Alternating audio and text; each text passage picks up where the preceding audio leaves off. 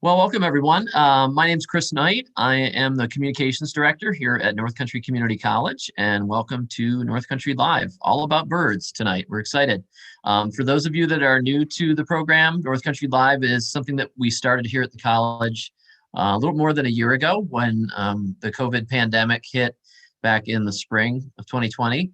And our mission has been to present programs that spark conversation and enrich our communities. We've had a total of about 25 programs so far, and these have been webinars and presentations, and we've had some panel discussions, wellness, personal finance, history programs, just a few of the topics that we've covered so far. This spring semester of programs is sponsored by International Paper's Ticonderoga Mill. And this time we've pivoted to topics that have been focused on the environment and the outdoors. We've had sessions on Adirondack water quality, climate change, backcountry preparedness. Last week we had a great session on gardening, and I'll mention that you can view all of our past programs on the website that you had to go to register tonight, which is nccc.edu/live. And I'll drop that in the chat a little bit later on this evening. And then tonight for our final semester, final session of the semester, we've got a great program and a perfect one if you're looking for ways to get outside and enjoy nature. So I'm excited to introduce our presenter for tonight's program, which again is all about birds. So Joan Collins is president of Adirondack Avian Expeditions and Workshops. She leads birding trips year-round. She's a New York State licensed guide, an Adirondack 46er, and she's climbed all the Adirondack Fire Tower peaks. She's a past president of the New York State Ornithological Association and current editor of New York Birders. Just a reminder, if you could mute, please, so during the presentation. Joan's also a past board of directors member of the Audubon Council of New York State and president of the Northern New York Audubon Society. She's published several journal, magazine, and newspaper articles on wildlife and conservation topics in various publications, including Audubon, New York State Birders, Conservationist, Adirondack Life magazine, Local ADK magazine, and the Kingbird. She authored several warbler species accounts, in addition to serving as a peer reviewer for the second Atlas of Breeding Birds in New York State. Joan's a frequent keynote speaker and teaches classes on ornithology topics.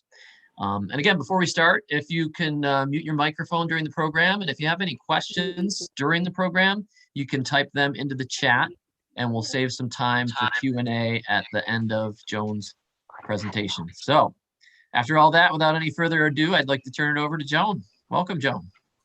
Hi, hello everyone. I'm just going to share my screen. If there's any issue with people hearing or anything, just let me know, because I can't see anybody now. So all I can see is the presentation in front of me. So I have a couple of slides that I like to start with that just show some birds. And usually, of course, I have a lot of presentations and they're all interactive. So this is a little different with Zoom, but you can type your questions into the chat area. It's just that I can't really ask questions and have you answer during the presentation. But so the first slide here shows a series of birds here. Let me just, whoops, there we go. We went one slide too far in.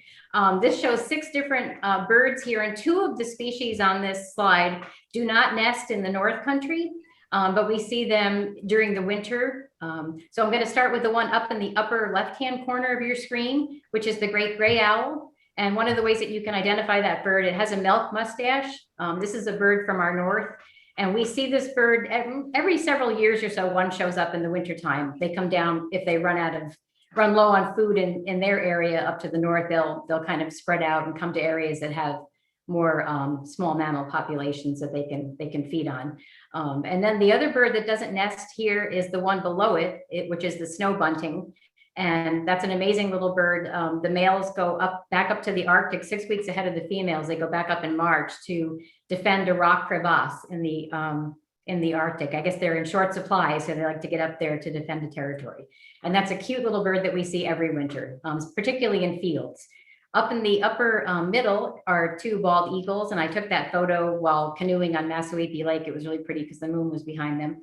And then to the right of them is Bicknell's thrush, which is our only endemic species in the northeastern United States. That means that if someone wants to see that bird, they really have to come to our area because it's got a very restricted breeding range. It's a high elevation bird.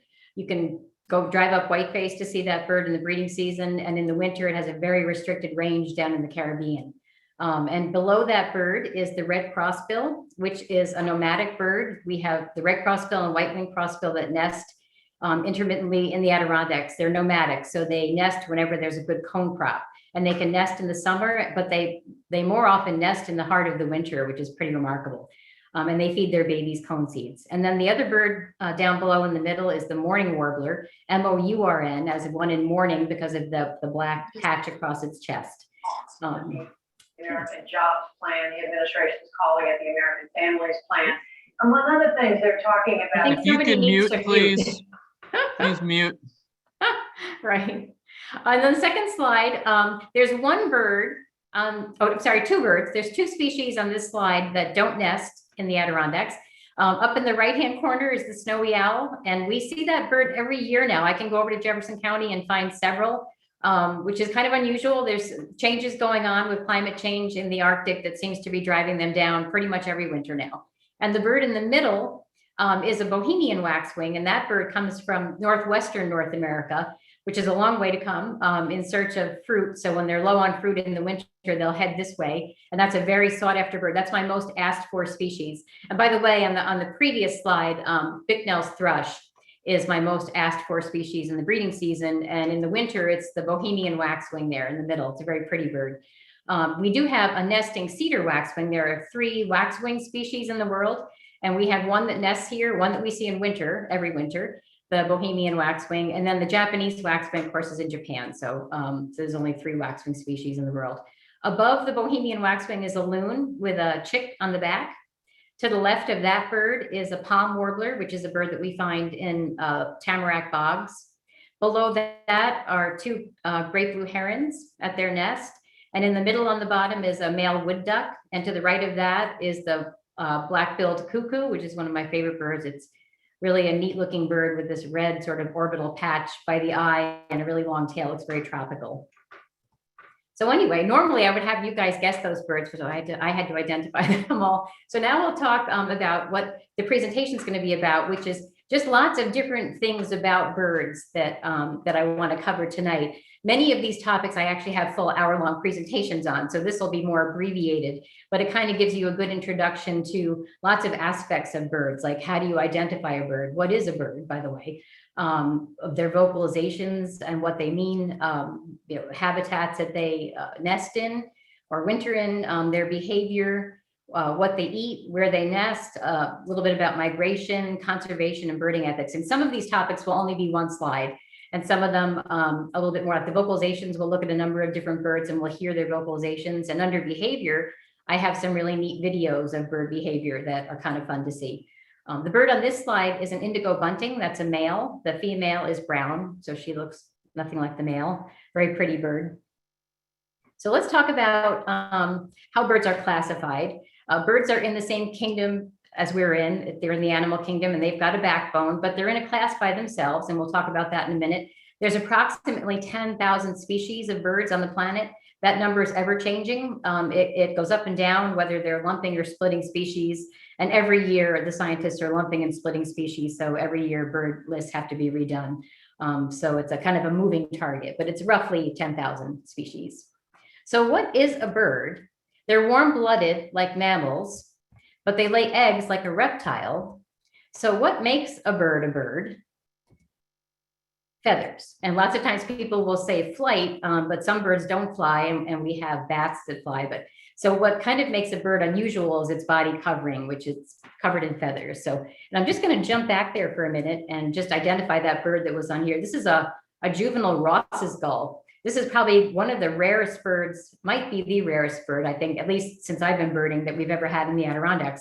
This bird showed up, it nests in Siberia, and every now and then one of them drops into the lower 48 for whatever reason, no one knows, because usually most of them stay up in the Arctic. They move from Siberia across Alaska and just kind of stay up in the Arctic. But once in a while, one drops down. This is a highly sought after bird, which kind of turned Tupper Lake upside down a few years ago. And every hotel was filled with people from all around the country that came to see this little bird that hung around for 9 days before it disappeared. Very cute little gull. So we'll move on.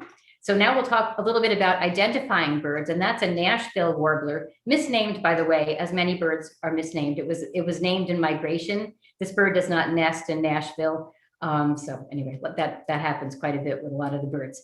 This is you would look at this bird and notice the yellow. You would also notice the white eye ring and the kind of grayish head.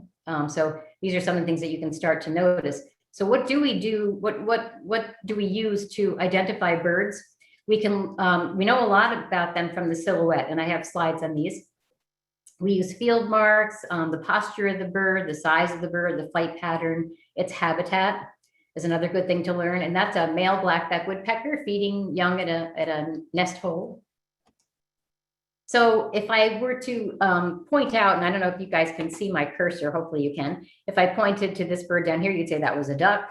If I pointed up here, you'd say that's an owl. This is a woodpecker. That's a dove. So you already know a lot about birds just based on their shape. You don't even need color to identify a lot of the birds. So you already know a lot starting out by just using silhouette. And then when you get into field marks, and this is really handy to, especially if you're a new birder, and you probably had people come up to you and say, oh, I saw a bird with red on it. What was it? But if you can't tell the person where the red was on the bird, it really isn't very helpful. So if you can learn some of the body parts of a bird, it really helps you to identify field marks. This is a boreal chickadee, which is a very sought after bird here in the Adirondacks, very cute bird. And unlike the black-capped chickadee, it has a brown cap.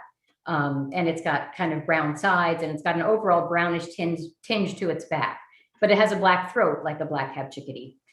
So if you learn some of these different parts, particularly the undertail coverts, the rump, sometimes the undertail pattern, which a lot of people use. Some people actually carry the undertail patterns of all the warblers, because lots of times you're looking up at a warbler and you're only seeing the underside. And some of them can be definitive, like the magnolia warbler has an inch of black at the end of the tail, and no other warbler has that pattern. So you can use that to identify the bird. So anyway, lots of good body parts to learn, and then kind of focus on when you're out birding so that you can identify a bird. So field marks are important. And then posture, a red-tailed hawk sits more upright than an American crow, which is a little more horizontal. Size is another field mark. That's a really tricky one. Most people have trouble with size when a bird is up in the air because it's hard to tell the size of the bird. A crow and raven are totally different in size. A crow is much smaller than a common raven, but it can be hard to tell that from a distance unless you can actually make out the size. And a pileated woodpecker, of course, is much bigger than a downy woodpecker. So size is a good field mark, but kind of a tougher one. And then the flight pattern, once you start to learn birds, you'll know that they all have different flight patterns. Woodpeckers have a flight pattern. Crows have a more direct flight than a raven, which tends to be more like a raptor and does a lot more gliding.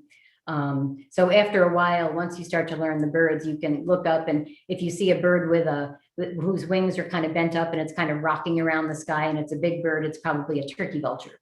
So after a while, once you understand the flight patterns and how the birds move in the sky, you can identify birds that way. Here are a couple of bald eagles up there. That I took that on a camping trip I did on Lake Lila.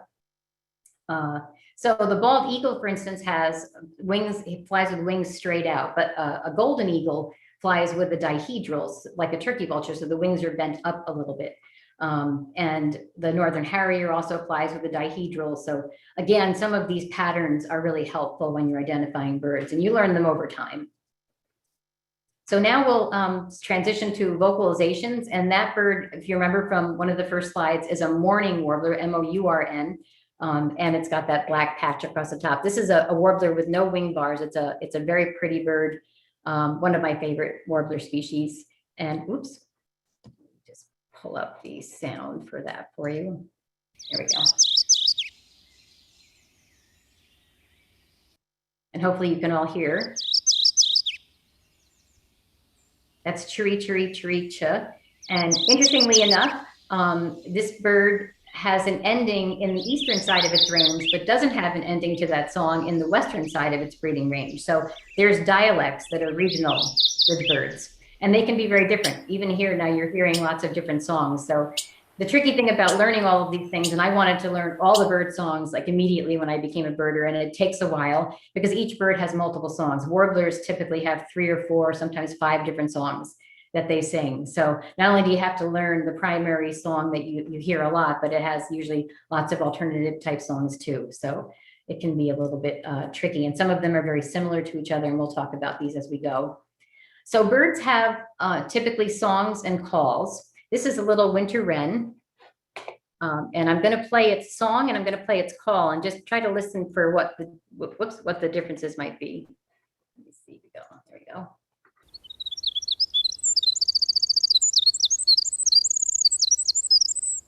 Tiny little song, tiny little bird with a big, big song. The tail that sticks straight up.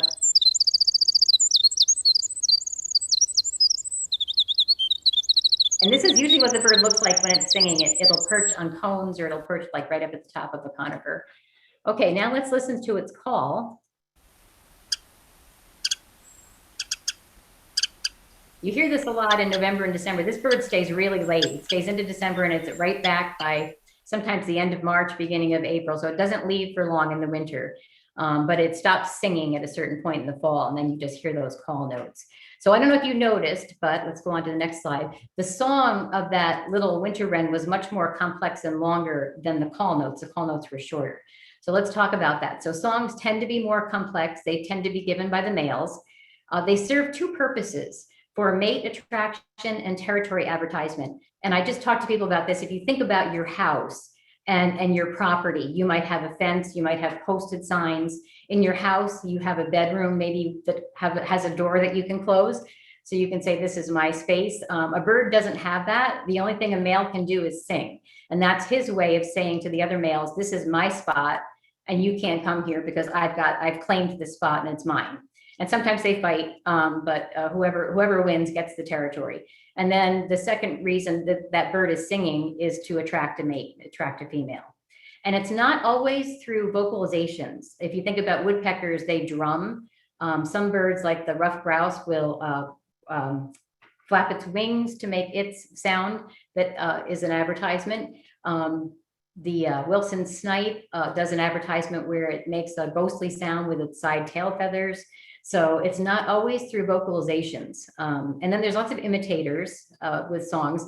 The gray catbird, northern mockingbird, brown thrasher, blue jay, the Canada jay also, they all imitate other birds. Today, I actually heard a Canada jay imitating a crow, which was a first for me. I've heard them do blue jays. I've heard them do northern goshawk imitations and sharp-shinned hawk imitations, but listening to a Canada jay completely imitate a crow today was new. It's pretty remarkable, some of the imitations. And also the starlings will do imitations too that are pretty remarkable. Oh, let me let you listen. This is purported to be the prettiest song in North America. This is the hermit thrush. Some people say the prettiest song is the wood thrush, and some people say it's the hermit thrush. So I'll let you hear it. It's very beautiful. If you live near woodlands up here in the Adirondacks, you've probably heard this bird. They like to sing at dawn, and they like to sing at dusk in particular.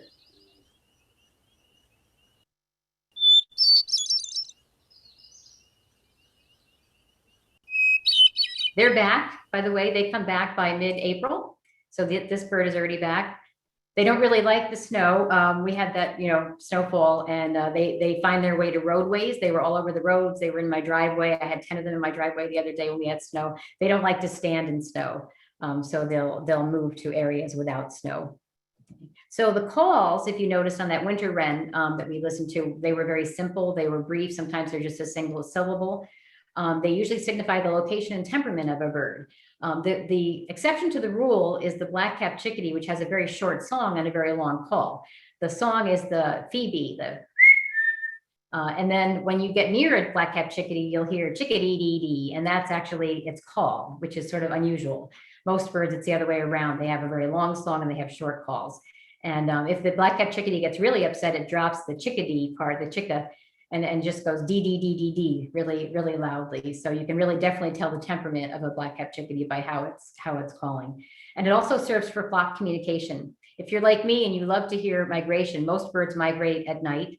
If you go out in the fall on a north wind night and just stand there, you'll hear a river of birds flying over you. It's really remarkable. It's a really amazing to experience that. If you just go out and just listen, you'll hear all of this flock communication going on. So the birds are talking to each other as they're flying and migrating, which is pretty interesting. So here again is that hermit thrush. So you heard the beautiful song, and now you're going to hear its calls.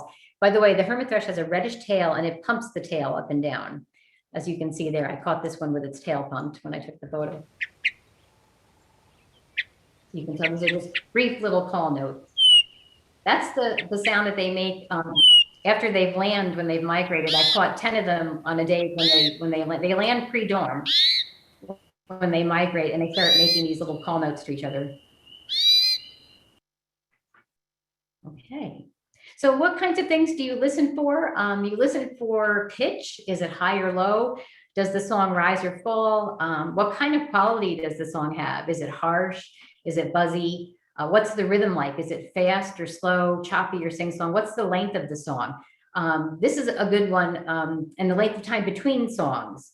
For the least flycatcher and the yellow-bellied flycatcher, people have difficulty telling those two birds apart. They have kind of different habitats, but the least flycatcher says chibek, chibek, chibek, chibek, and the yellow-bellied flycatcher says chilik, and then you hear a long wait, and then you'll hear chilik again. So it has more of a liquid quality than the least flycatcher, and it has much more time between songs than the least flycatcher does.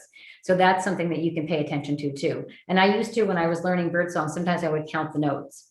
For instance, the golden crown kinglet has 3 high-pitched notes it gives year-round until it starts singing its song and it adds an ending. And the brown creeper only has, usually just gives one high-pitched note, and they hang out together. So that's one of the ways that you can tell them apart.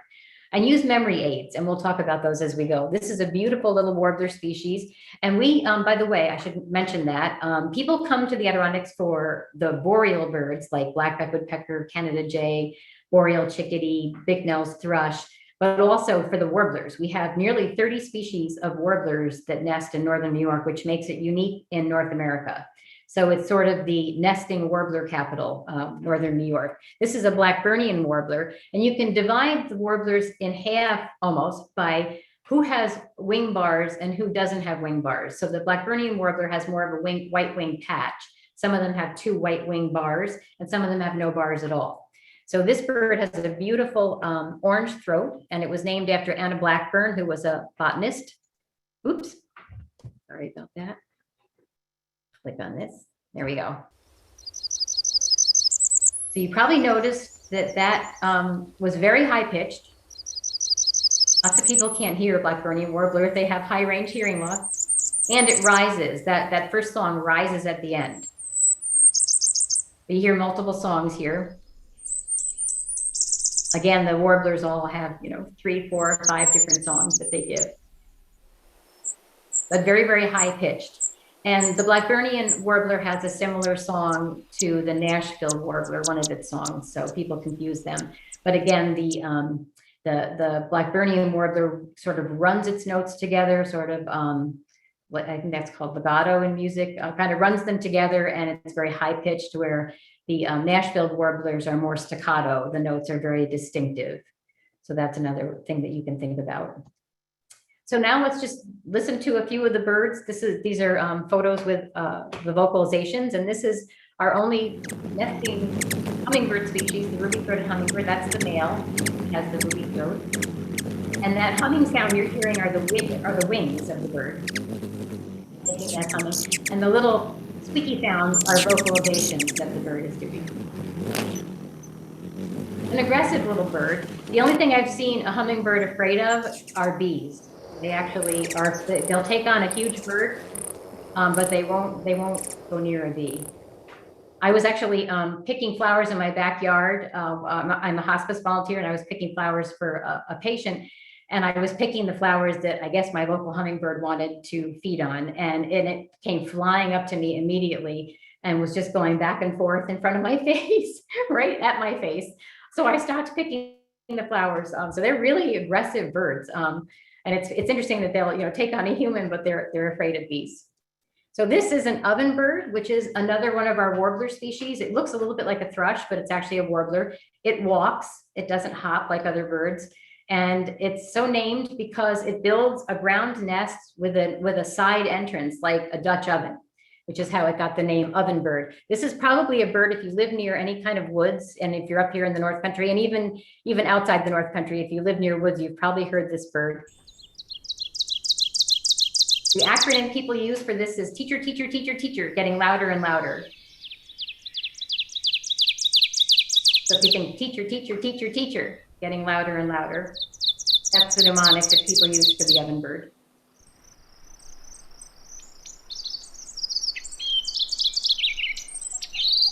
That crazy sound is considered a nighttime vocalization, although I have heard it during the day too. But there are a lot of birds that vocalize at night. The ovenbird is one of them, the white-throated sparrow, the black-billed cuckoo that we saw the picture of earlier, they vocalize at night. So there's a lot of birds that sing at night.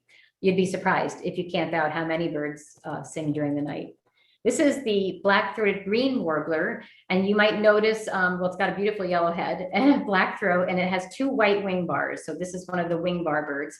Some of them, again, don't have wing bars, and some do. This bird particularly loves hemlock trees, as does the Blackburnian warbler that we saw with the orange throat. And in the spring, when they come back, which they will be coming back here over the next couple days, they'll fight. They'll actually fight over a hemlock tree. That's how much they like hemlocks. And I know that southern New York and I think parts of New Jersey are losing their hemlocks to the adelgid, and apparently are also losing populations of black-throated green warblers and Blackburnian warblers because they really need hemlock trees.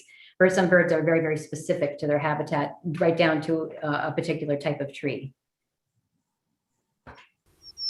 So what you might notice is ZZZZZ is the pattern, and it's buzzy. So if you were listening to this bird, you would make a mental note that that's a very buzzy vocalization, and that would help you identify it.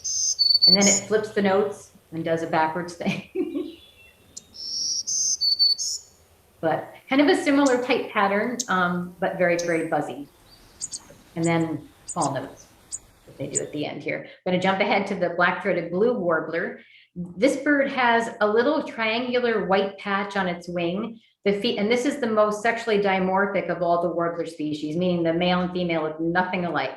The female is a brown bird, but she has that white wing, triangular wing patch on her wing, which is how you can identify her as a female black-throated blue warbler. And this bird, like the black-throated green warbler, is very buzzy. Zree, zree, zree, zree.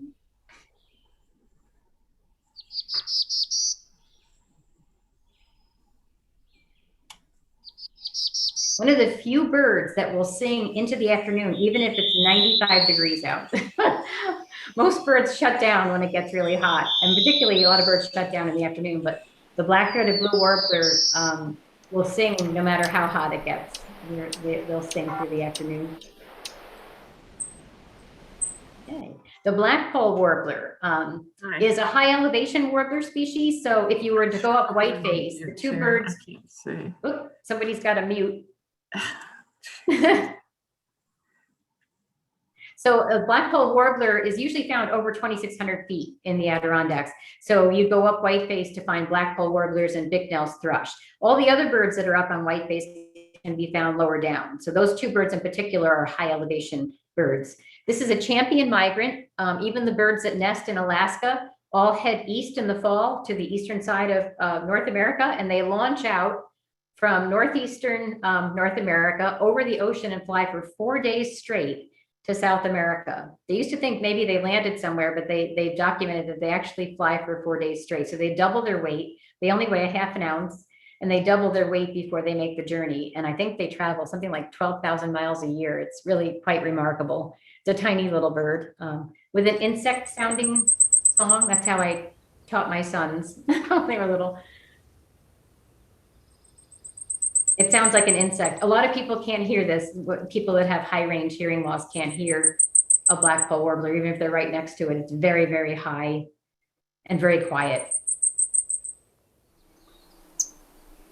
So poll, of course, is the Latin word for head. So this bird has a black cap. And that big prehistoric looking woodpecker is the Pileated Woodpecker. I'll let you hear that. A very loud bird.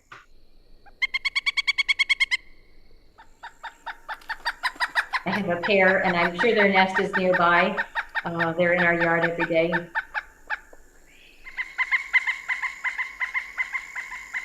And now you'll hear coming up their song.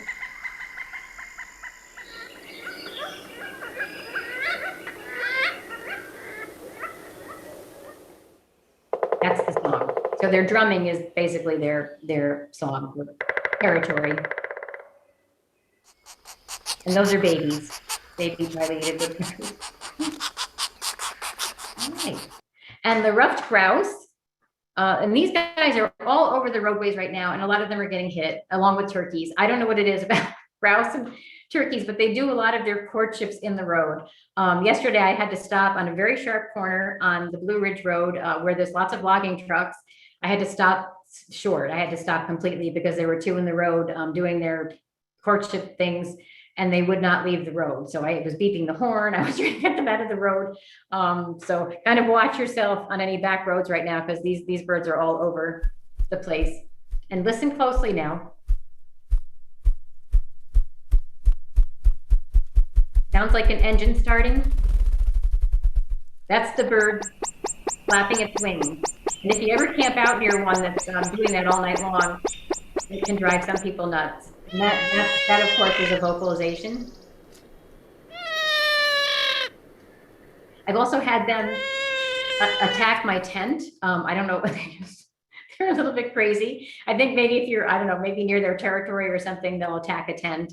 And if they have young and you get near them, the female will pretend that she's injured, either her wing, and she'll just kind of pull the wing along and get you to follow her to get you away from the chicks. It's a very interesting bird, the ruffed grouse. This is a Wilson snipe, which is categorized as a shorebird, and it likes the wetlands in our area. And it makes its very ghostly sound with the side tail feathers. I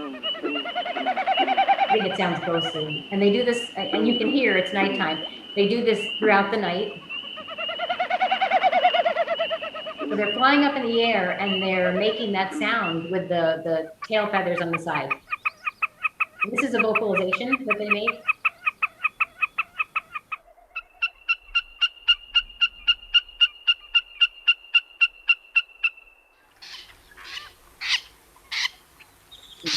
Bird. This is the barred owl, which is our most common owl species in the Adirondacks. We also have northern saw-whet owls and great horned owls. I'll let you hear this. Some people use the hoop hooks for you, hoop hooks for me mnemonic. It's got very dark eyes. The barred owl is very territorial. It won't leave its territory. Unlike the great gray owl or the northern hawk owl that will come down into our area in winter if they run low on food, the barred owl won't leave its territory. Sounds like monkeys. I call this the monkey call. They also have a scream that I've never heard recorded. It's terrifying. A piercing scream. That's a baby barred owl, and they're very tame. We found 4 different babies owling last summer, and they won't fly away from you. They just look at you, and they look like monkeys because they swing their head back and forth, and then they just stare at you, and very, very cute. So the barred owl, when it's low on food, will shift over, and people will see them in their yards because they're attracted to your area if you're feeding birds, because the feed draws mice, or they'll go out to a roadway and get hit by a car. So this was probably a very rough winter for the barred owl because we didn't have a lot of small mammals. And so they've been having some rough years because, again, they won't leave their territory.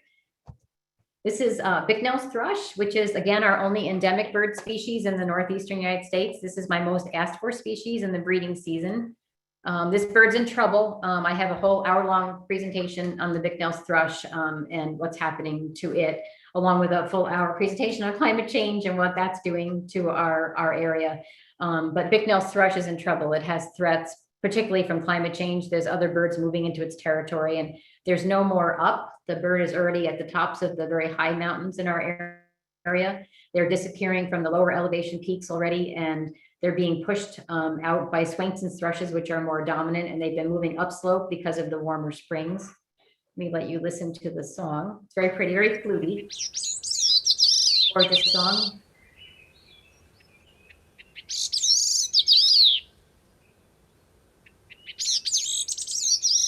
It's a ground bird in thick balsam fir habitat. If you've been up the mountains, you know how thick that habitat is. If you've ever tried to hike through it, you definitely know. But this bird is really tough to see unless it's doing that song. And it likes to do the song in particular between 4 and 5 in the morning. And it will get up on a dead snag perch up on the mountains and sing from an open perch. So they're easy to see when they're singing or calling, but really difficult if they're not. So then they're down on the ground in that, and they have adaptations for living in that habitat. They kind of bounce around like a bouncy toy. They have an extra long metatarsus, tarsometatarsus, whatever that's called, really long leg bone, so they can bounce around. They look like a bouncy toy if you ever watch them when they're feeding. Zip on. The common loon. Hopefully you've all heard this.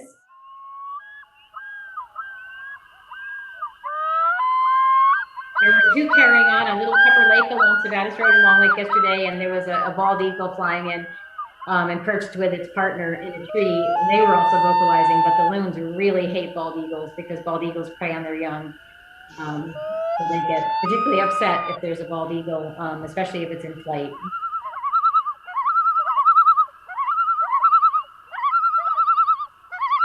This is a Larry Master photo. I have a few Larry Master's images in here, and the Bicknell thrush was Jeff Nadler's photo. Most of the photos and videos are mine, but I'll point out when they're different. Oh, here's bald eagle. If you've ever seen a bald eagle in a movie, or if you watch Stephen Colbert's show when he had it on, the bald eagle was his mascot. They play the red-tailed hawk because the red-tailed hawk sounds very hawkish. And the bald eagle vocalization doesn't sound hawkish to me. It sounds very gullish. So I'll let you hear it. But in the movies, they never play this vocalization. They always play the red-tailed hawk. So this is what I was hearing yesterday when the 2 were vocalizing along Sevatis Road together in a tree, is this kind of gully sound.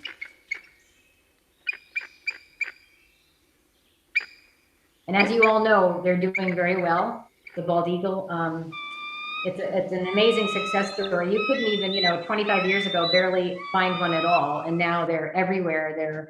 They feel like they're on almost every lake now in the Adirondacks. So they're doing quite well. The white-throated sparrow is the mascot of the North. This is a white-striped bird. There's white-striped birds and tan-striped birds, and it doesn't mean male, female. So the male can be tan-striped or white-striped, and a white-striped bird always mates with a tan-striped bird, and they're still trying to figure out the whole genetics of all that, and they haven't figured it out yet because apparently it's extremely complicated. Let you hear this. Mnemonic is Old Sam Peabody, Peabody, Peabody. Again, that's Old Sam Peabody, Peabody, Peabody. Except if you're Canadian, they say, oh, sweet Canada, Canada, Canada. And most of them are in Canada. So I think that one probably makes more sense. We have these birds all over. They're up on the mountains. They're down low. They're in my backyard right now. It's a very abundant bird up here in the North Country. Call notes. This is the smallest perching bird in North America that we have also here, golden crowned kinglet. Tiny little bird, a little bigger than a hummingbird. Real high pitched. That's the song. Usually it just makes 3 really high pitched call notes throughout the year. This winter they left. They usually stay through the winter, but we had a pretty bad food year this year, so most of the golden crowned kinglets left the area. There were I only saw a few over the winter, but they're all back now. So high-pitched bird. And the largest perching bird in North America is the common raven, which we also have. And they make great sounds. They imitate dogs. They can imitate almost anything. They make wonderful sounds. Very, very intelligent. The raven and the crow, the American crow, the blue jay, and the Canada jay are all in the COVID family, and they're purported to be smarter than dogs. Very, very bright birds. That's the knocking call, and Bernd Heinrich has documented that that's the dominant call of a female.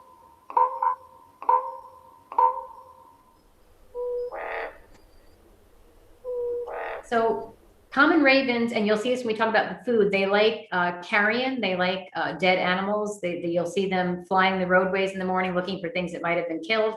I caught a giant group, I don't know, probably at least 100, I think, one night several years ago coming out of Sabattis Road, and obviously something was happening. And all of them were vocalizing. And so I just stopped the car and just watched. And I watched for about an hour. And two of the birds kept flying into the woods. And I heard distant coyotes howling. It was pretty distant.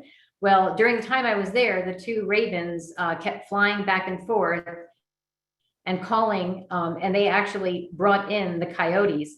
And unbeknownst to me, across the road from me down in the ditch was a deer that had been hit by a car.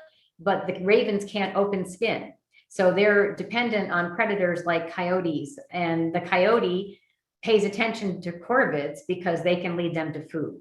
So it's a symbiotic relationship that Bernd Heinrich has documented and that I've witnessed firsthand, which is, I've witnessed it twice, once with ravens and once with crows who also do it.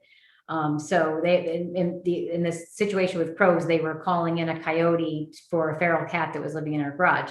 And these ravens called in the coyotes, and the coyotes went down and they ripped open the deer. And so they got to eat because they paid attention to the ravens, and the ravens got to eat because the coyotes opened up the skin. So anyway, just a fascinating fact about ravens is that they're really dependent. When I had two golden retrievers for 11 years, the only birds they would pay attention to were corvids. They would look up if there was a raven or a crow calling.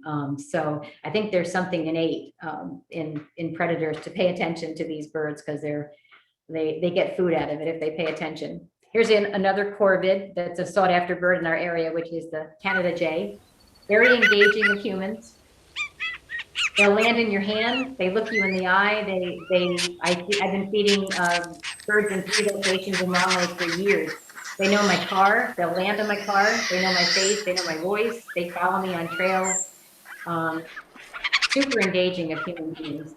Wonderful birds.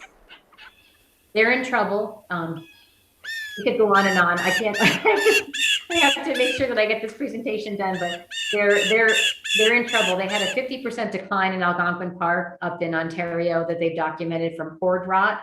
So they cache food all summer long to get through the winter, and because of climate change, their caches are rotting. I'm also seeing just huge numbers of blue jays, which now stay through the winter because it's warm enough. They've been doing that for, I don't know, 4 or 5 years now, and they follow them in giant groups and take their caches. So I've been seeing less and less babies, like a dramatic fall off, I would say, in the past 5 years in the numbers of babies they're having. So anyway, lots of threats out there for the birds. And the last one I wanted to show you was the evening grosbeak. It's just a beautiful bird. This is a male. And they love to come to feeders, sometimes in the hundreds.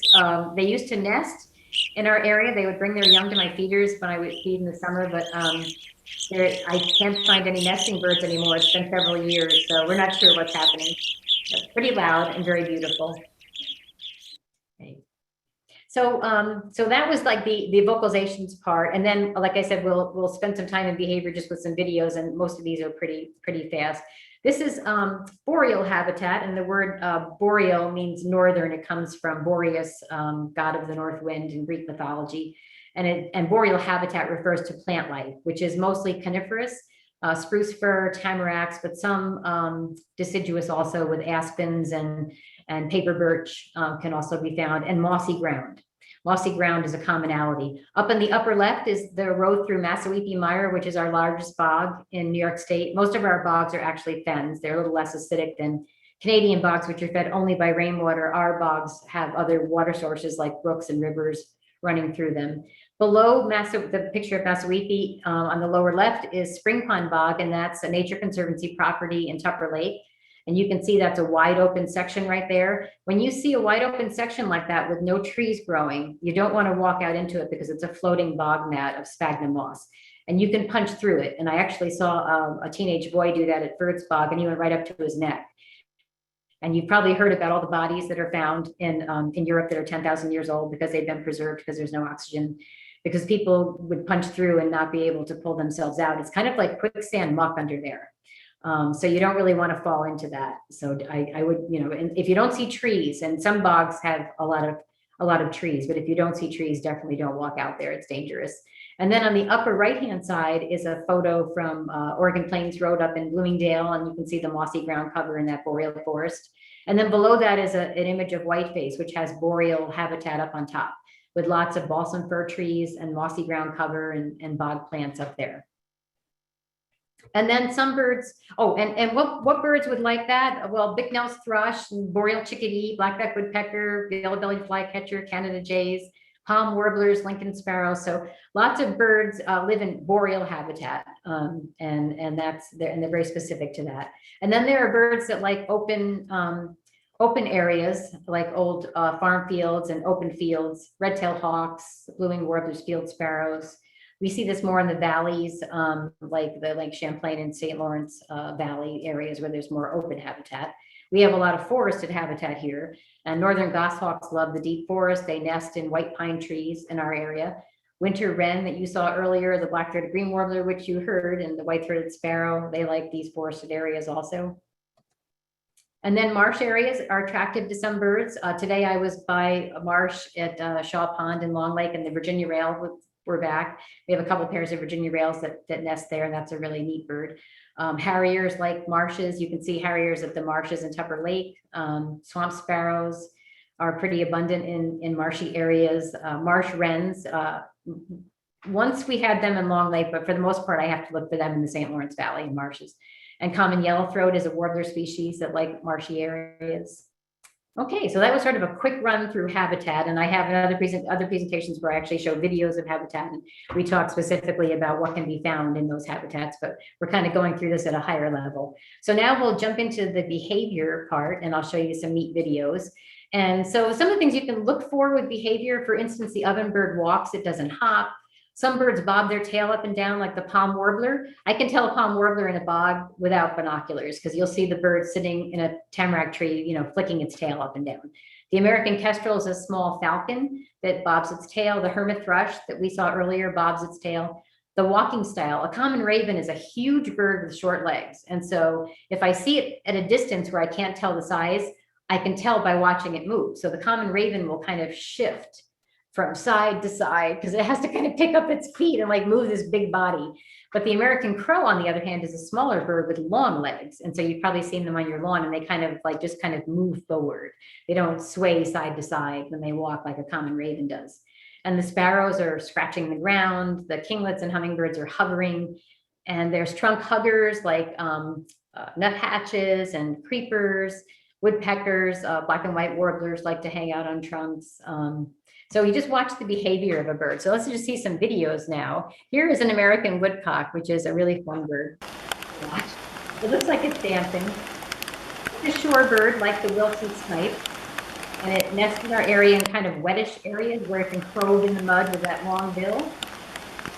So watch the feet. You see what it's doing? How it's bobbing up and down, but watch those feet. It's pressing the ground. So I got curious and I looked it up. And so what the woodcock is doing is pushing the ground to get the worms and things that are under the ground to move so that it knows where to probe to get food. So there is a purpose in the little dance that the American woodcock does. But this one was doing it on pavement and probably trying to figure out why it wasn't finding anything and why it wasn't finding any worms, because that pavement doesn't really move under those feet. So the woodcock is a really fun bird, and that the woodcocks are back. I counted 18 the other night when I was out owling. So the woodcocks are definitely back. And here is a behavior that I caught when doing a competition. It was multiple states for nature conservancy properties to see who could come up with the most bird species. Texas always would win, and New York would come in second, which is pretty good because there was 25 states. So I was out helping with the competition, and I ran into these northern flickers, and they were doing this amazing dance. I watched it for half an hour and I had to leave because I had to keep going to look for other birds, but they were still doing it. So here's what it looks like. So one would go right and one would go left, and these are two males. And this was May, and the scientists don't know what this means. They've documented it and they call it a highly ritualized dance, but they don't really know what it is. It has obviously must have something to do with territory, because there was a female nearby. But these guys were, I mean, this was going on and on and on. So I took my camera and just zoomed in and got that video. It was a fascinating behavior, very pretty. This is a really interesting thing that I caught at Little Tupper Lake in along Sabattis Road in Long Lake. This loon had a fish that was longer than a foot long. So I stopped the car and said, no way. And the loon fought the fish for about 15 minutes, mostly underwater. And what it was doing was getting the fish head first. So this is just the last minute as it was eating the fish. So the loon has on the top of its mouth and on its tongue something called denticles, which are like backward facing teeth structures. So that when it is eating a fish head first, those little denticles interlace with the scales and help convey the fish. As you can see, the loon is kind of like a conveyor belt, conveying the fish down, using those tentacles to lock into the scales. And so the loon actually ate these fish, and it was longer than a foot. And I was so amazed by it. It was an April, and then the loon could just come back. And so you can see the neck of the loon getting thicker and thicker. And once it gets the fish all the way in, it's going to have to stand up on the water to get that fish out of its throat. You're going to see that in a minute. Just finishing getting the fish down. So this is just the very end of a very long fight. I would say 15, 20 minutes. It fought the fish, made it head first, and then got it down, and now it's going to stand up, get the fish out of its throat. I don't know how it breathes and all that. Fascinating bird behaviors. Hopefully, you'll see some of these things and realize that birds are really fascinating. And the more that you learn about them, the more you want to learn about their habitat. And then you learn the trees, and then you learn the plants, and then you learn amphibians and reptiles and the mammals and what they're doing. And all of a sudden you're kind of a naturalist. So birds can lead you to all kinds of things that are really interesting. This is a poor loon. This is on Horseshoe Lake. This is a place where they nest every year. And the road is right next to this spot, so you can always look down on the loon every year. It was like, I don't know, 90 or 95 degrees this day. And the poor loon, the loons had backed up their nesting by a month, by the way, from climate change, because they're coming back earlier because the lakes are opening up. And it was still like a brutal hot day. And the poor loon had its mouth open to try to cool off. We've been getting more of these heat waves. There was one 2 or 3 years ago that was so bad, the Canada jays were flying with their mouths open. So I'm seeing things that I've never seen before in the birds, and trying to get through heat waves. But this is a bird that has solid bones. It's really geared for being underwater. Its center of gravity is to be in that water, fishing under the water in cold water. And here it is, a dark bird sitting out in the sun on a brutal hot day. And so it had to open its mouth. So it looked really uncomfortable. It was quite sad. This is a loon. The babies, when they're first born and they're real little, are often under the wing. And this loon had a baby underneath its wing. And then it spotted something it wanted, probably a fish that it wants to go get, but it can't dive with the baby. So it ditched the little baby so that it could dive under the water. So it's amazing how much they hide, and you can barely see that it even has a baby under the wing there. This is a blackback woodpecker eating the wood-boring beetle larvae, and just pay attention and you'll get to see it. I used my scope. I was quite a distance, and I had at the time a connection to my iPhone that I could clip on the scope. So I got an up-close view of this. And that's that wood-boring beetle larvae, that's their primary food. And apparently they can hear them. They have remarkable hearing. I know that. They have really remarkable hearing. And apparently they can hear them, so they know where to drill in dead trees, usually dead conifers, and the full length of their bill to get those. Here is a blackback woodpecker nest site. And like most woodpecker babies, the babies vocalize nonstop, and you wonder how they survive, because they must lead predators right to them because they never stop. So they're very, very loud. And you can see that was a male feeding that little baby there. And we'll talk a little bit about that coming up. The male black-backed woodpecker is quite amazing. And here is a female black-backed woodpecker baby that had just come out of the hole, which was only 3 feet above the ground. It was the lowest nest I've ever found. Usually they're between 20 and 40 feet up the tree, as high as 60 feet, but this one was only 3 feet. And I was worried about her surviving because the nest was so low, but she did. And I watched with my scope. You can see I had my scope and iPhone trained on this for 2 hours. And the 2 hours that I watched, only the male fed her. The male is quite remarkable in that species. You can see she doesn't really have much of a tail. Fledglings sometimes have no tail at all, or they have just a little piece of a tail until it grows in. She was adorable. You can't hear her because I was pretty far away, but she was calling nonstop. And he just came back and forth for 2 hours feeding her. No sign of the adult female. This is a wonderful video that Larry Master got of a nest that was found by John Skilton. This is a Canada Jay nest, very, very rarely found nest. This one was along Sagamore Road in Racket Lake in 2012. And Larry Master and I monitored the nest, and they raised 4 babies. This is back when they were having good amounts of babies, and they raised 4 and they all fledged out of this nest. And Larry caught some really interesting behavior here. There's 4 babies, and there's the female is here, and the male comes in with some food, and the female takes some food out of his mouth to help feed. And that's a documented behavior, but Larry thinks this might be the first video of the behavior that's ever been done. So she's pulling food out of the male's mouth to help feed the babies. And by the way, those 4 babies got to be full adult size. And it was pretty funny to watch them fighting because they were, there was barely any room in that nest once they got to be full size. I did check on the nest. I was down at the Cornell lab, and I was coming back and it was 32 degrees and pouring rain when they nest at the end of winter. They start nesting at the end of February, and their baby should fledge any day now. And I checked on the nest, and the female was on the nest, and she looked like an umbrella. Her wings were splayed, her tail was splayed. She completely opened herself up to keep the babies covered from the rain that was coming down, and it looked so uncomfortable. Just amazing. And I don't know if you noticed at the end of that video there, they took the fecal sacs, which is the baby's, their scat, and they take that away from the nest to keep the nest site clean. Here's a video of, I'm just watching my time, I'll keep rolling here. This is common red poles snow burrowing. This is an eruptive bird that we see in winter. They used to erupt every other winter when the birch seeds wouldn't be very good. They like little seeds to eat, and when they're not good up north, they come down this way. This is sort of a northern subarctic bird. They're really snowbirds is what they are. They love snow, and they build these little snow burrows, and they tunnel, but just under the very surface. They're not very deep, and they only stay under there for about a minute or two, and they fight over them. And no one knows why they do this, because they snow bathe like other birds. So here's a bird that's going to defend. It's trying to defend its little burrow, and another bird comes in and evicts it and takes over. So they fight over them. They do it as a group. It's very social. They do it on the ground, as you can see.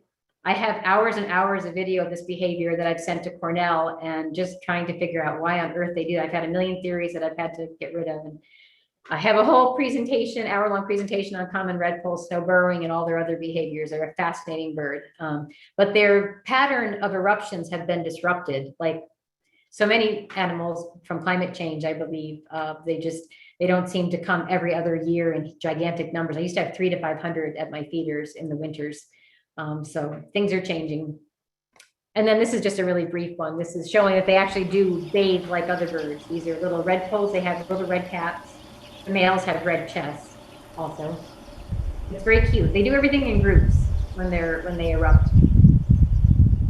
And their flock sizes remain stable throughout the winter. So if you have a flock of 70, it's always a flock of 70. If you have a flock of 40, it's always 40. So they get into these flocks and they stay within them throughout the winter. And this is a red crossbill, which you saw on the first slide that has a crossed bill. It's an adaptation for opening cones to get to the seeds. And the bird is turning its head to the right, which means that the lower mandible is pointing to the right. So that's how you can tell which direction, which side they turn their head, because it's half and half.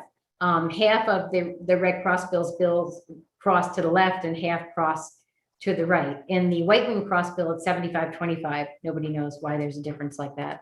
And the bills cross long after the birds fledge, and they don't know the mechanism for how those bills cross. This is a red squirrel eating a pine siskin.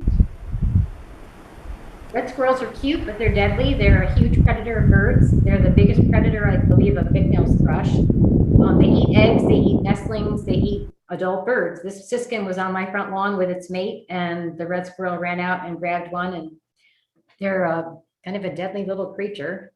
And the last video I have is just, and I'll just show a clip of this. This is a red-breasted nuthatch excavating in a big birch stump. And this, again, I used my scope and iPhone, so I wasn't close.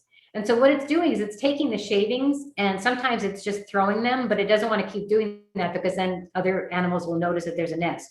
So a lot of the time it takes the shavings and actually takes them and flies them away so that they're not, so it's not obvious that it's building a nest. Anyway, it's a ton of work that the little nuthatches do.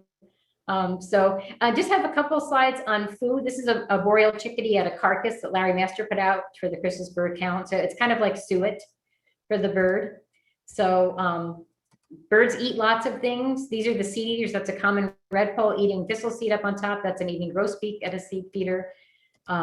We sometimes attract more than birds when we put out seed. I had a bear take down my platform feeder in the middle of April, which is the earliest I've ever had a bear. And it did some damage. Lots of things eat insects. The things that feed primarily on insects have to leave our area at the end of the summer when insects disappear.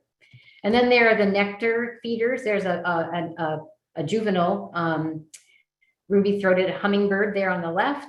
And some warblers will switch to nectar on their winter territories.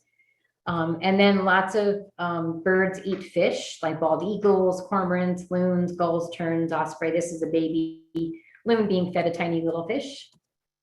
This is a wonderful photo that Larry Master took of northern shrike going after a mouse. It's a bird of prey, like an owl and a hawk, but it doesn't have talons. It has a very sharp bill that it impales mice on the back of their neck.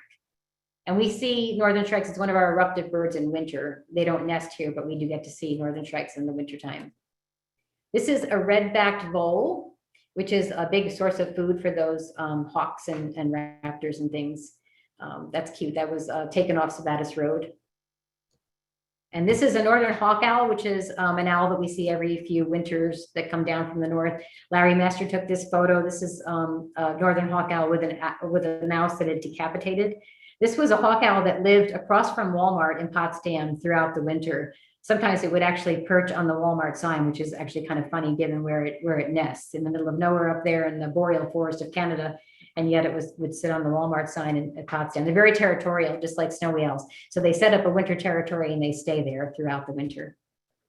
And then some birds like carrion, like vultures, ravens, crows, bald eagles, chickadees, and nuthatches. So this poor deer didn't make it across Little Tupper Lake, but the eagle and the common ravens benefited from that.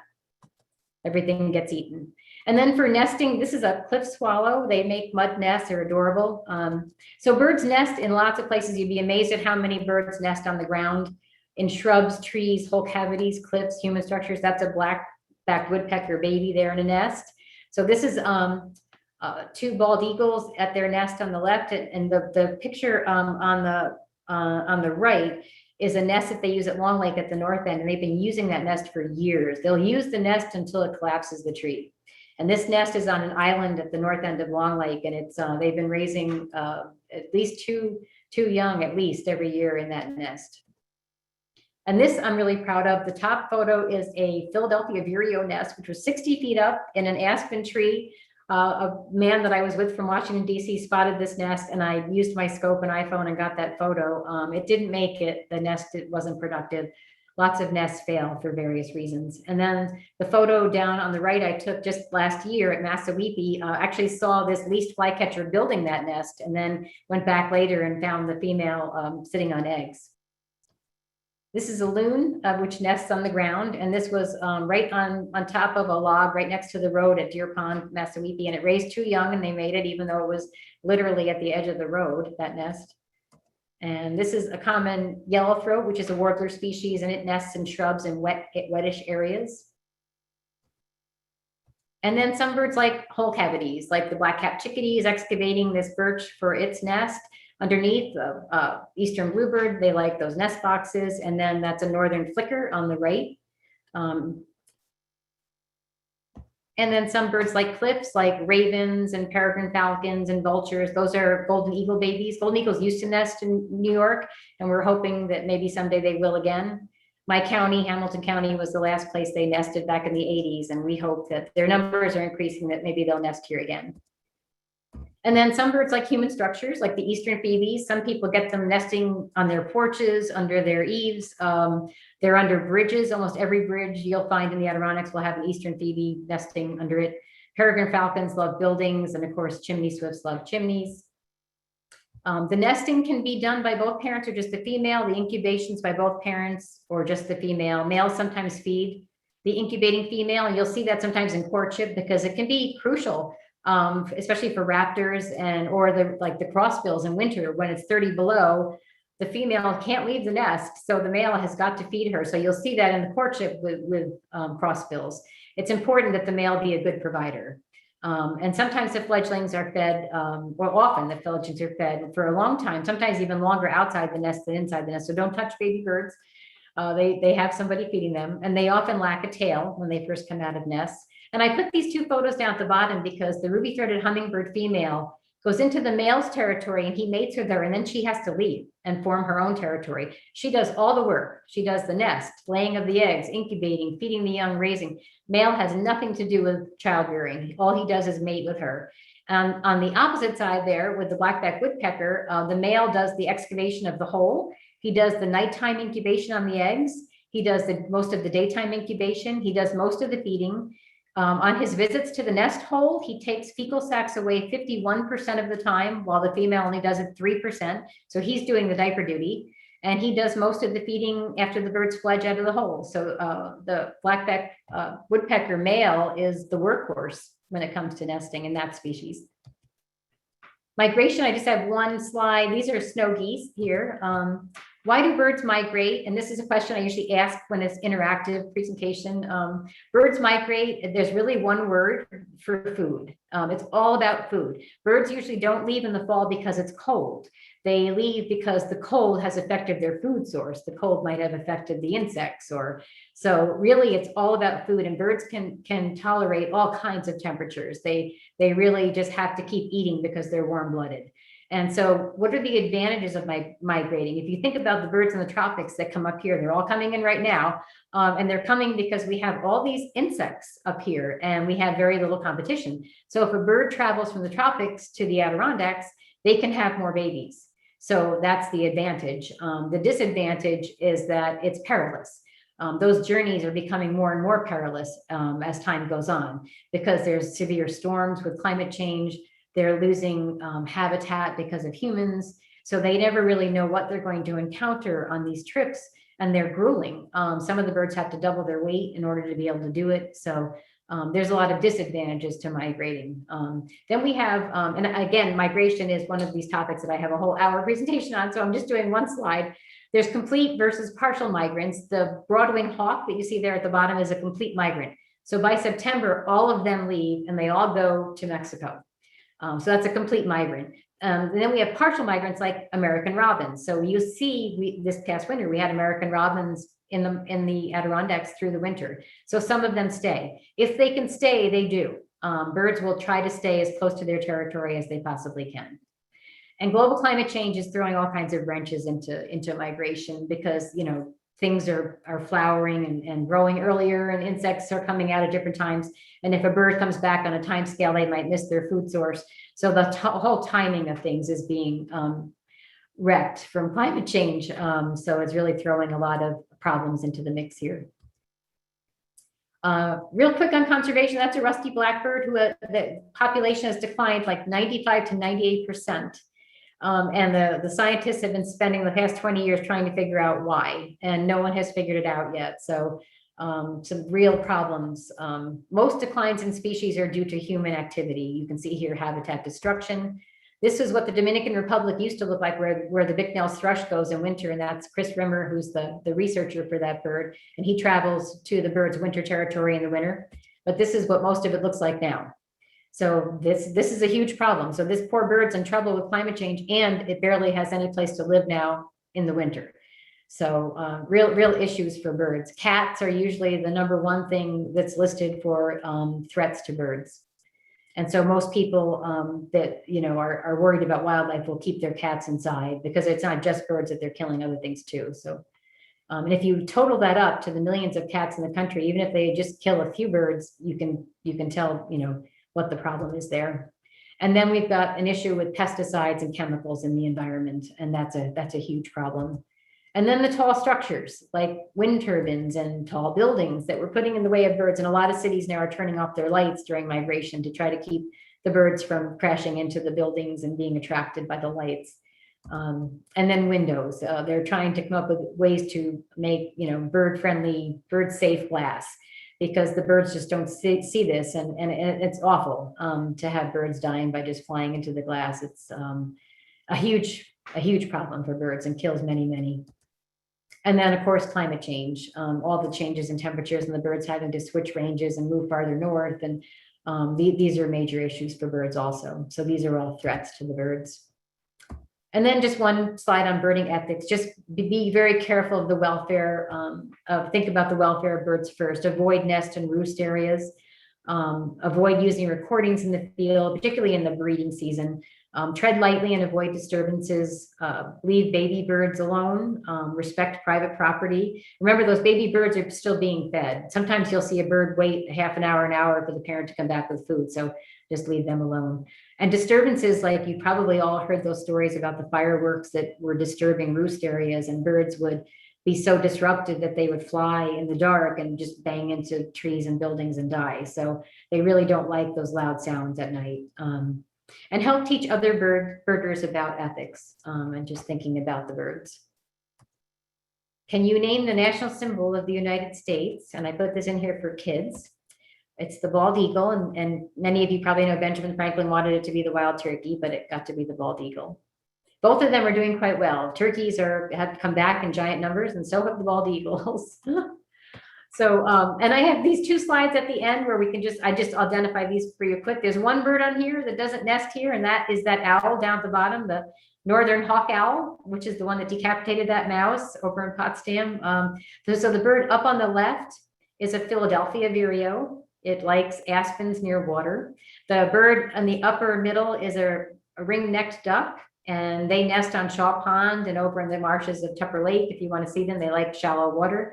That's a olive-sided flycatcher to the right. That's one of my favorite flycatcher species. They say quick 3 beers real loud, and they nest in beaver-created wetlands, and they sit on open snags so you can see them, and they eat dragonflies. And below that is a yellow warbler, beautiful bird. And over to the lower left is a northern goshawk. And then the last slide, these are all birds that nest here. That's a Canada warbler on the upper left, beautiful bird that likes sort of wet shrubby areas. The bird in the middle is a scarlet tanager, and that's a male. The female is sort of a yellowy green color with black wings. And that's a male rose-breasted grosbeak on the upper right, really beautiful bird. And below that is a chestnut-sided warbler. In the middle is the northern saw-whet owl, which sounds like a truck backing up when it toots, really tiny little owl. And then over on the left, and by the way, the northern saw-whet owl likes kind of wet areas, marshes and things it likes. And then that's the hooded merganser male on the left, and they like little remote ponds to nest in up here in the Adirondacks. And that's it. Let's see, did we make it? Oh, I went over a couple minutes. I don't know if I need to unshare. There we go. Stop share. There we go. Amazing, Joan. That was amazing. Do that. Sorry. Thank you. No, you have. I feel like we just scratched the surface of your encyclopedic knowledge of birding too. We could probably keep you here for the whole night if we wanted to. Thank you. Many of those things are full hour presentations, so it's like I want to say everything, but I have to keep cutting it off right now. No, it's wonderful. Let's we did have a few questions that kind of came in the chat during, and I'll see if I can get to them. And if folks have a couple more, we can try to squeeze them in. I'm just going to ask them as they kind of pop in front of me here. Someone asked why this winter was a bad food year, or why was a bad food year for birds? It's kind of cyclical, the food sources. And some winters you get these winters where none of the coniferous trees are producing cones. And so we had a really good food year the year before. So the year before, I didn't have any wild turkeys in my house. Everything had food. All the owls raised lots of babies last year. There were saw-whet owls all over the place. This year, I haven't found a saw-whet owl yet. I've been going on. So there aren't a lot of mice around. And then these kind of winters, where there aren't, everything's sort of tied to the food sources, like the cones are usually tied to, how many little mammals are out there, little mice and things. So all the different food sources are kind of tied to the wildlife. And so if you get these winters where there aren't a lot of mice, we hardly caught any in our house at all. That's usually a bad thing. And then all of a sudden the rehabilitators get all the barred owls when they get hit by cars. And so a lot of the birds leave. We had a lot of the red-breasted nuthatches left, the golden crowned kinglets left. They usually stay through the winter. So and then also I do the cone crop for a man in Canada actually does a finch forecast. And so people from all over the country in the northern states kind of give information about what the cone crop looks like. And he pieces together how all the birds are going to move. So usually we know exactly what birds will come down here in the winter based on what food is to the north of us and what we have. So because it's kind of, it's different all over the place. So the northern areas might have really good cones where we don't have really good cones, or maybe they've got mice and we don't. So the birds will shift around for food. And this year was just a really bad food year. So it'll be better next year. I know. Next year, like I said, it's a cycle. So I'm hoping next winter will be more exciting. We had juvenile barred owls next to our house in Saranac Lake last spring, which was odd. We've never seen them right in town like that. But then everybody started talking about how there were so many rodents, and it was a good year for the chipmunks and such. And so that's what they were going for. So, yeah. It was a really good year for chipmunks and squirrels and things. Yeah. And then on the bad food years, I get wild turkeys too. This past winter, I had 35. I had none the year before because it was a good food year. And the year before that, I had 50. And I mean, literally, they stay in the backyard and they roost in the trees in our backyard. They don't leave. They just, if they find food, because I was giving them corn, they just so that kind of is another indicator of whether it's a good or bad food year. Yeah. Earlier, someone asked, when you're talking about hummingbirds, do praying mantis eat hummingbirds? Is that true? I guess, is that something that you've ever heard of? I haven't. I wouldn't be surprised. I think praying mantis do a lot of odd things. It's possible. I don't know. Okay. I've never heard that. I'll have to look that up. I'll remember that and look that one up. I don't know. Yeah. Here's another one. Is the blue heron, I guess, the blue heron we see up here, the same as the Florida Everglades blue heron?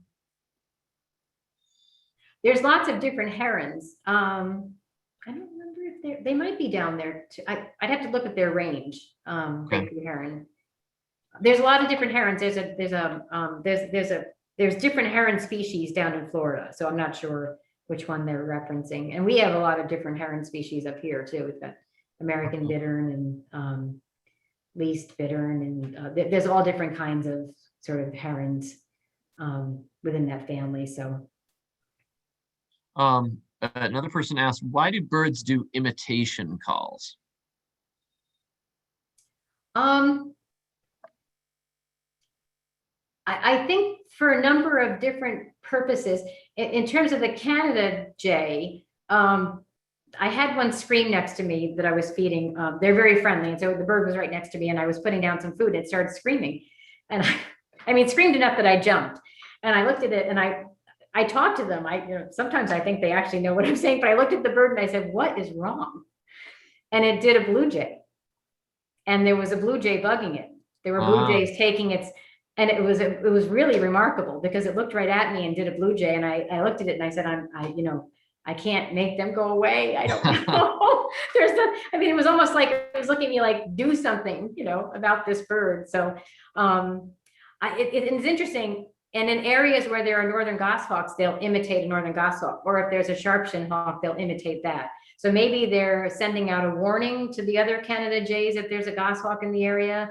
I don't know, and lots of different birds imitate for various different reasons, probably, because there's lots of different imitators out there. So they must have some reason for doing it. Now, I know a blue jay, and probably a number of people have seen this at their feeders, will imitate hawks to get the other feeder birds away. So Yeah. like here in the north country where I live, the broadwing hawk is the most common hawk, and they perfectly imitate. I mean, to the point where I go to the window because I think there's a broadwing hawk right outside the window, and it's a blue jay. In other areas, they'll do red-shouldered hawk, which is a more abundant bird south of here. We have them, but down in the south, they're very abundant. Or they'll do red-tailed hawk. So they're imitating a hawk to kind of get the other feeder birds to vacate so they can have the feeder space. So yeah, there's probably a number of different reasons why they do it. That's so interesting. Another person asked, do the grouse make the drumming sounds with their wings to call for mates? Yes, they're trying to attract a mate and territory. So a male is setting up his territory. That's basically its song, is that wing flap. So it sounds like an engine starting. And so he's saying, this is my spot. And he's also trying to attract a female. So yep, those are the two reasons that any bird really, but it's interesting, the ruffed grouse will drum throughout the year. So you can even hear them drumming in the winter. I mean, you're hearing a lot more of it now because it's spring, but they do drum for the rest of the year too. In addition to all the questions, folks are saying thank you in the chat. And it was a wonderful presentation. Let me ask one gear question for someone that might be, just starting out in birding. I mean, you talked a lot about using your scope or binoculars. I mean, what are the basics you should bring into the woods, and how much would I have to spend to, have at least a fair set of binoculars to be able to see some of the birds up close, like you've shown us tonight? It can be expensive if you want really good optics. I did finally, because I got serious about birding so fast, I really wanted a good pair. I had a terrible pair of binoculars and I wanted a really good pair. So I was at the Cornell lab, and they have a store there, and the man was so nice. He gave me all the binoculars to take outside, and I took them outside. And of course you pick out, the top of the line. Sure. And I came in and I'm sort of, I'm looking at him, and he looked at me and he said, you're going to have these forever. And it's been 21 years and I still have that high-end pair of binoculars. So it's lasted me. So if I divide that up, what it cost it was nothing really. So, I mean, you'd have it for a long time. And I didn't get a scope until 2010 when I had to do some work where it was actually required that I had. So I said to my husband, I have to get it. I have to.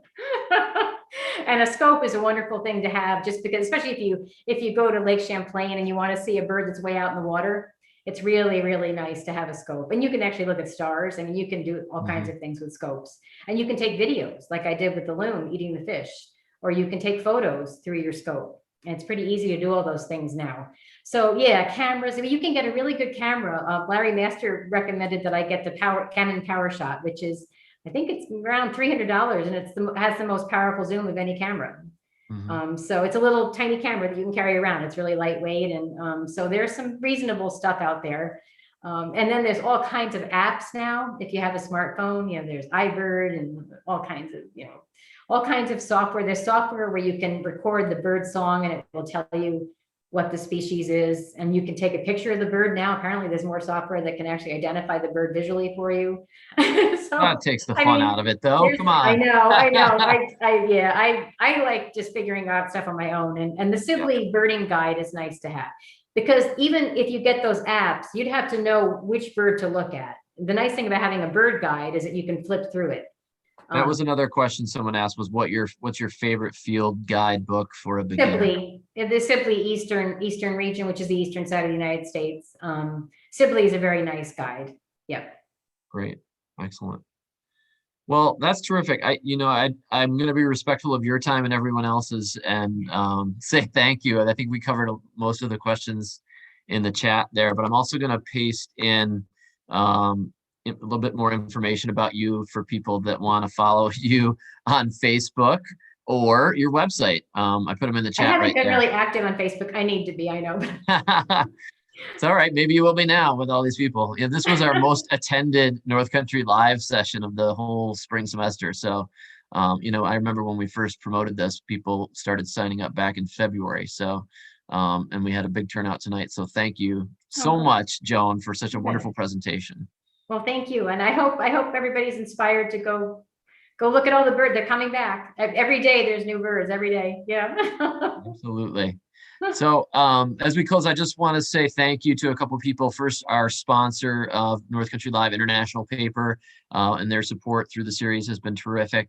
I also want to thank the team at the college here that helped to put this all together, our North Country Live team, which is Selena LeMay Klippel, she's on here tonight, but a few other folks, Kyle Johnston, Don Paulson, Diana Fortune, among others. It's kind of a team effort that's helped to make this the little engine that could for the college, which is fun. And we're looking forward to doing it again in the fall semester. So stay tuned for more on that. And we'll have plenty of details that we'll be providing to folks about the fall series coming up. I did want to mention too that if you know some people that might enjoy this presentation or any of the other ones we've done for North Country Live, you can direct them to our website, which I'll type in the chat here too. It's where you signed up to come into this program, but it's nccc.edu/live, and there's an archive there, and this program will be archived there tomorrow as well, so you can catch the highlights, go back, and maybe after watching this a few more times, go out and identify some birds out there. So thanks again, Joan, and thank you to everyone for attending tonight. It was great. Thank you. Thanks, everyone. Have a good night. Everybody. All right. Take care. Thank you.